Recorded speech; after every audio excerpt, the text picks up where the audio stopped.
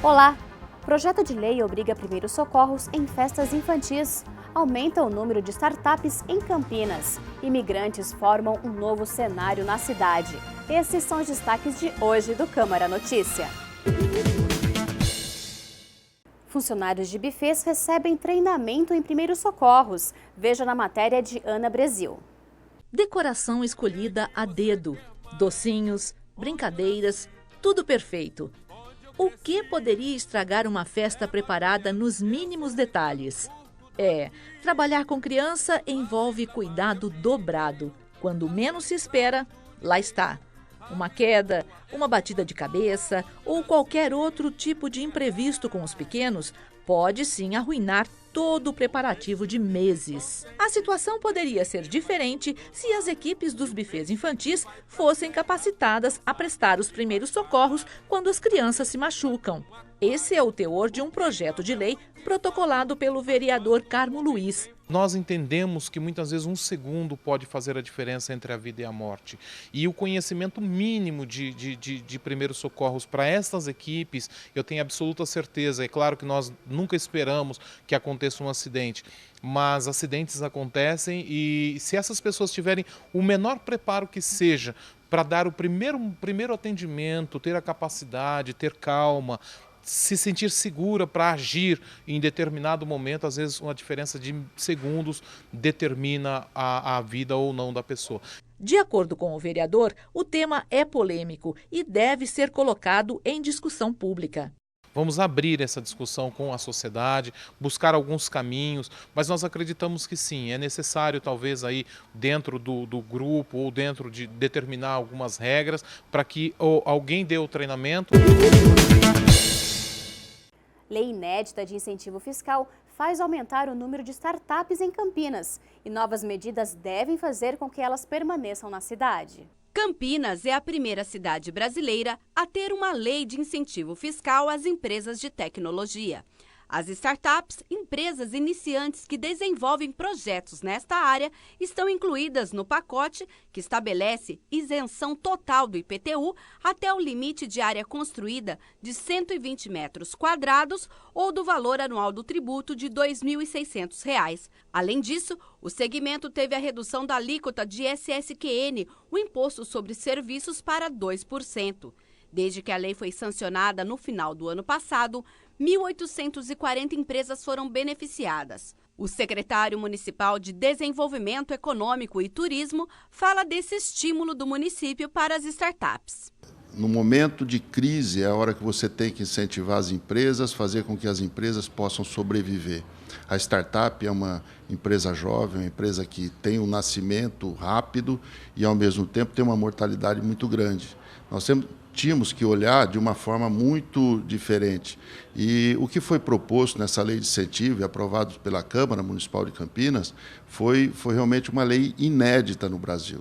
Nós não passamos a beneficiar apenas aquele que chega, que vem para a cidade, o novo.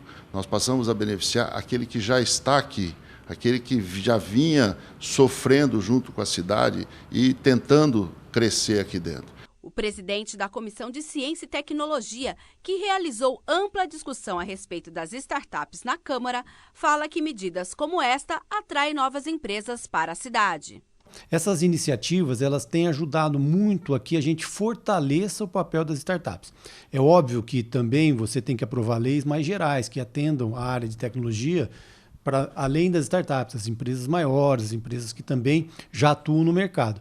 Mas especificamente para a startup, nós fomos a primeira cidade a fazer essa lei. E na comissão tem um papel muito importante, porque isso ajudou a fortalecer e atrair novas empresas. A expectativa da Prefeitura é que 1.900 empresas de tecnologia sejam beneficiadas, o que representa uma renúncia fiscal de R$ 50 milhões, valor que será revertido no faturamento das startups e, por consequência, no aumento da arrecadação de impostos no município. Esta empresa é a primeira a desenvolver uma plataforma brasileira para educação voltada exclusivamente para tablets. Começou com 4 pessoas e em 2014 atendia 5.000 usuários. Hoje, com mais de 20 colaboradores, conta com 25.000 alunos e professores que utilizam sua solução de tecnologia educacional. O gerente financeiro afirma que a lei permitiu o crescimento da empresa, que deixou de ser uma startup e expandiu seu negócio. A redução do imposto de 4% para 2% do ISS, né? Ela com certeza gera uma folga no orçamento da empresa, então com esse dinheiro é possível reinvestir em pesquisa e desenvolvimento, você aloca parte desse budget que era comido pelo imposto para a contratação de novas pessoas, então você acaba gerando emprego para a região também. Com isso vem aumentando a equipe e vem facilitando também o crescimento da empresa desde que a gente começou a participar desse projeto de lei. O gerente de marketing conta o processo de crescimento da empresa, que hoje vende sua tecnologia para outros países. Em startup você tem os recursos escassos, não só de financeiros, mas como de pessoas também. E todo começo é sempre bacana e sempre desafiador, né? Então foi bastante bacana, foi uma trajetória bastante intensa, mas extremamente prazerosa, que você começa realmente do zero e daí você começa a ver esse desenvolvimento, ver outras empresas também te auxiliando, grandes conversas, grandes projetos, daí você vê que a brincadeira ela é séria de verdade e quando a gente percebe a empresa já não é mais uma startup, começa a aumentar o número de pessoas, número de investimento, número de usuários, até quando você começa o processo de internacionalização e você começa a levar a empresa para fora, levar a sua mensagem para fora. Então é know-how brasileiro, de uma empresa brasileira, levando também coisa boa lá para fora. Empresas como esta devem continuar com base aqui na cidade, é o que garante o secretário de Desenvolvimento. Para vocês terem a ideia da importância do que é uma startup, o governo Obama instituiu uma lei agora lá nos Estados Unidos, onde ele dá ao proprietário da startup que levar sua startup para os Estados Unidos o green card. Quer dizer, praticamente o título de cidadão americano para que ele possa viver, morar, conviver e levar essa riqueza que ele desenvolveu aqui em Campinas. Nós temos que lutar contra isso. É o Davi contra o Golias, mas nós vamos vencer ele, pode ter certeza, porque o atrativo que Campinas tem, o que Campinas tem de incentivos fiscais hoje, que a gente vai provocar mais alguns ainda, e os incentivos não fiscais, que é o bem-estar dessa cidade, as coisas que realmente ela oferece, vão fazer com que essas startups permaneçam em Campinas. O vereador Gisiel Silva, do PP, protocolou um projeto de lei que cria o Dia da Evangelização Carcerária. Se aprovado e sancionado o projeto de lei, fica instituído que todo último sábado de setembro será dedicado à evangelização carcerária. Segundo o vereador, atividades como palestras e debates deverão ser promovidas e incentivadas em conjunto com diversas entidades. O objetivo é a conscientização e a reflexão da comunidade carcerária também através de livros, shows, cultos, feiras e outros meios. Ainda segundo Gesiel, uma lei similar já existe na cidade de São Paulo. Ele lembra que o trabalho de evangelização carcerária já é realizado por diversos ministérios e confissões. Campinas é cada vez mais uma cidade global, mas o tipo de imigrantes tem mudado. Vamos conhecer um pouco quem são esses imigrantes que chegam à cidade e como eles vivem por aqui. Campinas, uma cidade de todos os povos desde a sua formação. Uma história que começa triste com a escravidão e segue com o desenvolvimento econômico da cidade. Campinas, na sua história, sua conformação social, tem na sua raiz os imigrantes. Tanto na época da escravatura, como na virada do século XIX para o século XX, quando chegam os italianos, espanhóis, portugueses, alemães, suíços.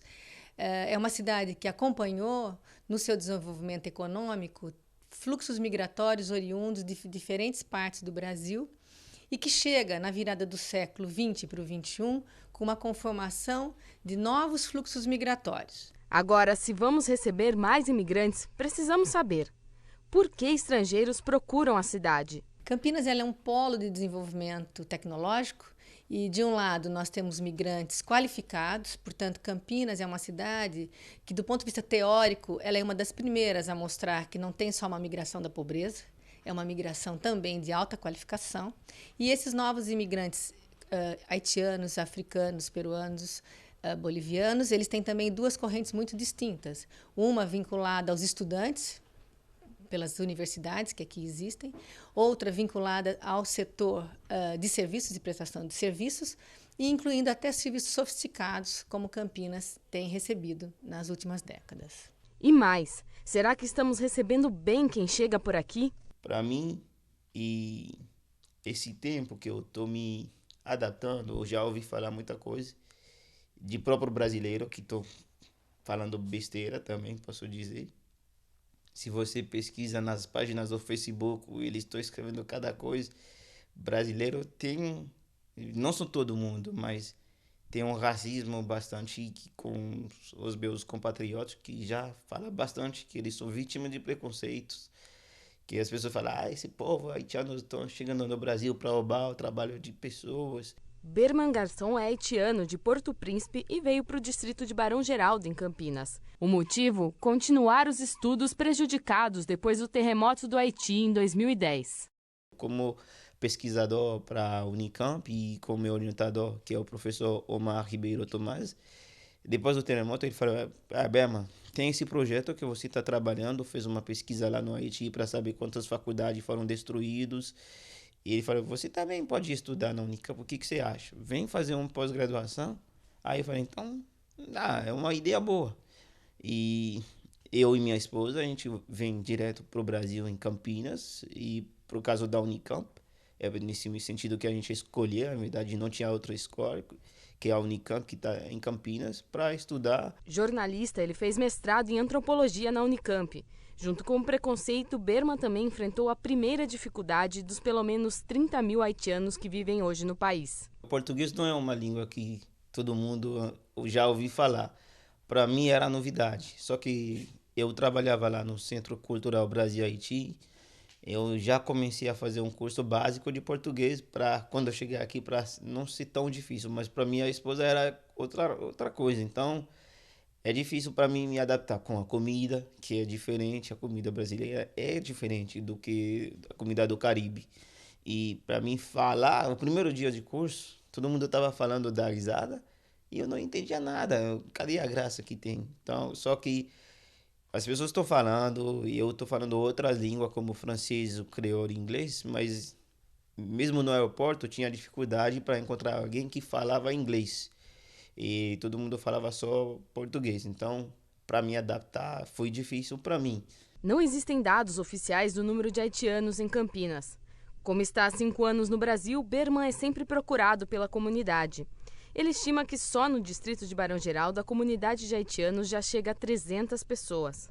Muitos vêm com diploma superior em mãos, mas não conseguem trabalho qualificado e acabam encontrando dificuldades para se manter em uma cidade de custo de vida tão alto. Tem haitianos que chegam no Brasil, em Campinas, vê que é uma outra realidade. É um lugar que é, por exemplo, muito caro para viver, no sentido de alugar uma casa. Então, tem gente que vive para morar em Barão Geraldo, eles não conseguem ficar 2 meses aqui. O próprio Berman encontra dificuldade para trabalhar com o que gosta, edição de vídeo e som. Ele era diretor de uma TV no Haiti, mas por aqui atuou como pesquisador e recepcionista de hotel. Tem uma grande quantidade que são formados, que tem uma profissão, que eles já exercem a profissão. Por exemplo, no meu caso, eu sou repórter, jornalismo, eu faço edição de imagem e áudio e vídeo, tudo isso. Mas eu nunca consegui trabalhar no que eu já tinha como profissão. Por isso, é preciso mobilização por inclusão social e no mercado de trabalho desses imigrantes. Assim, podemos também evitar que essa população se envolva com o tráfico de drogas ou seja cooptada para o trabalho escravo, por exemplo. Se nós não tivermos políticas sociais que contemplem essa população migrante, elas estarão cada vez mais oprimidas e fora do circuito da inclusão social. Portanto, é fundamental preparar a sociedade, e particularmente a sociedade campineira, que continuará recebendo no século XXI esses imigrantes e também os migrantes internos, para que políticas sociais sejam preparadas e desenhadas para esses fluxos migratórios do século XXI. E vamos combinar que todo mundo já sabe que racismo é crime. Tem brasileiro fora também, eles podem ser vítima da mesma forma que o haitiano seja vítima aqui também. O vereador Carlão, do PT, propõe a criação de Observatório Municipal de Educação das Relações Étnico-Raciais para sistematizar dados oficiais e subsidiar a criação de políticas públicas para a população afro-indígena. Está tramitando na Câmara de Campinas o projeto de lei de autoria do vereador Carlão, do PT, que pretende instituir o Observatório Municipal da Educação das Relações Étnico-Raciais. Olha, é fundamental aqui para a cidade de Campinas. O observatório ele terá um papel importante no sentido de subsidiar a Secretaria de Educação, subsidiar as várias secretarias da Prefeitura para a implementação da Lei 10.639, que é uma lei que discute a questão do negro e do índio nas escolas. Então, esse observatório ele vai ter um papel de poder sistematizar as ações, organizar as ações feitas nas escolas e também subsidiar a sociedade para que a gente possa ter um aproveitamento e uma qualidade melhor da aplicação dessa política na educação. A Lei Federal 10.639, da qual o vereador se refere, completou 12 anos e trata da inclusão no currículo oficial das redes de ensino pública e privada do país a obrigatoriedade do ensino da cultura africana e afro-brasileira. De acordo com o vereador, o observatório deverá funcionar dentro da Secretaria Municipal de Educação. Num dos espaços físicos que a Secretaria possa ter, principalmente na área da formação, da capacitação de professores, enfim, dentro da Prefeitura que nós esperamos que esse observatório possa funcionar, porque ele vai estar relacionado com um conjunto de outras políticas que a Secretaria possa estar implementando.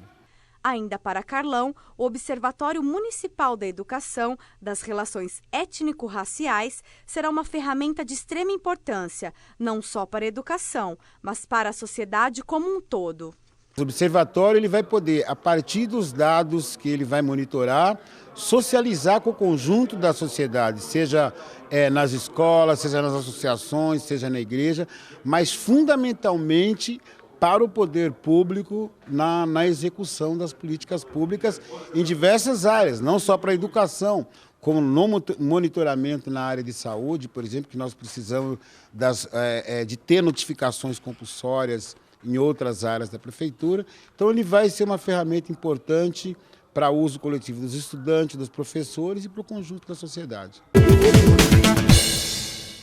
Desafetação de áreas permite construção de centro de saúde no distrito do Campo Grande. Veja no quadro Agora é Lei.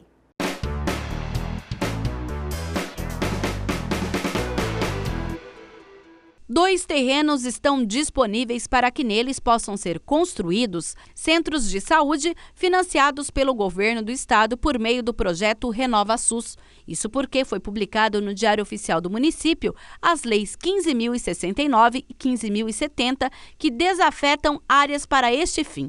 A primeira é uma praça no Jardim Satélite Íris, entre as ruas Antônio Fonseca e Ana Monteiro Herbeta, com 4.282 metros quadrados. O outro local é uma praça no Jardim Florense, com área de 3.195 metros quadrados, entre as ruas Oswaldo Peralva e Heloísa Galbiati, ao lado da Escola Estadual Newton Opperman. O projeto de fortalecimento da gestão estadual da saúde prevê a liberação de até 100 milhões de dólares do Banco Interamericano de Desenvolvimento para a RMC. O presidente da Comissão de Política Social e Saúde fala da importância da construção dos centros de saúde nesses bairros. Esses dois módulos estão contemplados no Renova SUS, que são um banco com financiamento a fundo perdido do BIRD, que vai ser construído 2 unidades importantes. Esta primeira desafetação é do Satélite Íris 2, vai ser na Praça do Satélite Íris 2, e logo em seguida tem a desafetação do Florense, onde nós estamos com uma unidade lá interditada por problemas estruturais, que nós precisamos uma urgência para que seja construída também a unidade lá do Jardim Florense. E o Câmara Notícia fica por aqui. Continue com a nossa programação e até a próxima.